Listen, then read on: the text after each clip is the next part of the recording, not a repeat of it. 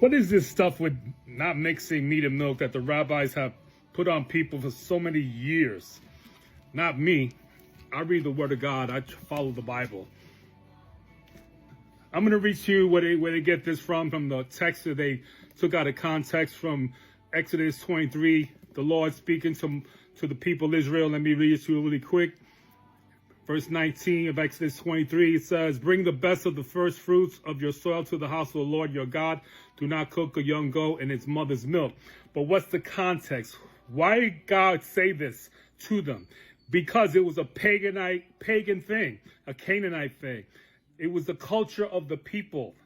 They were doing that. So God is saying, don't copy their behavior. Don't believe me. Go down to verse 33. Or 32 rather. It says, "Do not make a covenant with them or with their gods. Do not let them live in your land, or they will cause you to sin against me, because the worship of their gods will certainly be a snare to you." I got another verse for you. You're in the Torah? All right. Watch this. 34. Exodus 34. Real quick. Same thing. Let's go a little further down. Let's read 34 and 15. Watch this. This is going to blow your mind.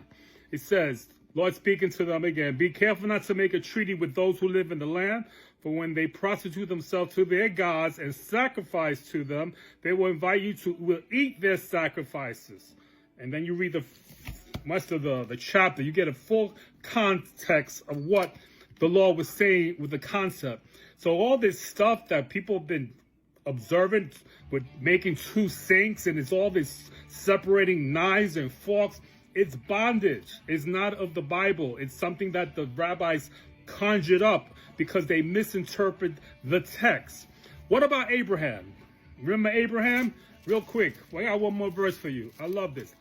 Abraham, God sits with Abraham and tells them to mix meat and milk. You don't believe me? Exodus 18:7. Let me put my glasses on once again. I'm going to be done. Watch this. Exodus 18 and verse 7. Read the whole chapter, but watch this. Verse 6 says, "So Abraham hurried into the tent to Sarah." He said, "Quick."